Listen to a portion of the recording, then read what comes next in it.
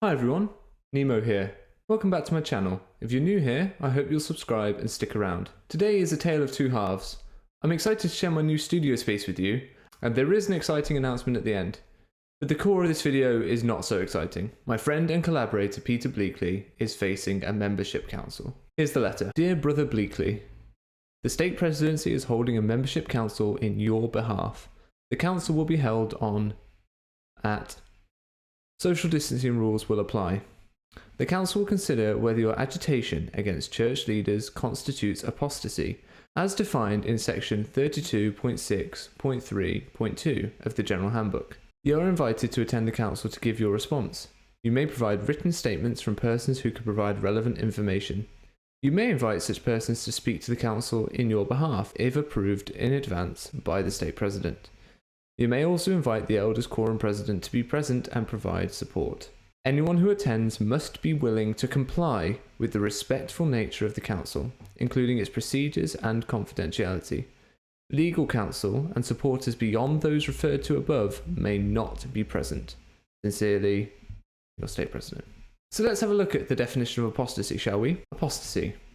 Issues of apostasy often have an impact beyond the boundaries of a ward or stake. They need to be addressed promptly to protect others. As used here, apostasy refers to a member engaging in any of the following: repeatedly acting in clear and deliberate public opposition to the Church, its doctrine, its policies, or its leaders; persisting in teaching as church doctrine what is not church doctrine after being corrected by the bishop or stake president; showing a pattern of intentionally working to weaken the faith and activity of church members; continuing to follow the teachings of apostate sects after being corrected by the bishop or stake president; formally joining another church and promoting its teachings. Total inactivity in the church or attending another church does not by itself constitute apostasy. However, if a member formally joins another church and advocates its teachings, withdrawing his or her membership may be necessary. So unless Peter is converted to another faith or started hanging out with fundamentalists, it's likely the first three they want to explore, and see if his agitation against church leaders constitutes apostasy, as defined by those 3 points. But considering they've described his actions as agitation against church leaders, and one of the definitions is repeatedly acting in clear and deliberate public opposition to the Church, its doctrine, its policies, or its leaders, doesn't it seem like a foregone conclusion, seeing as they have characterized Peter's work as antagonistic in the letter?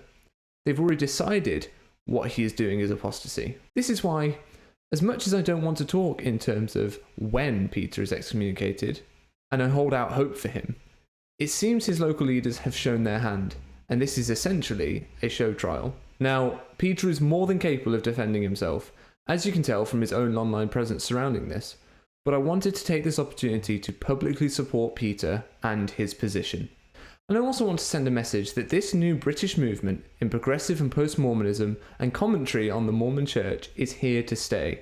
My channel, Peter's channel, Pneumanosphy Academy, Sunstone UK, and the newest kid on the block, 21st Century Saints. And this actually brings me into the exciting announcement. Peter and I will be joining Jane and Alana at 21st Century Saints this Wednesday, 8 PM GMT.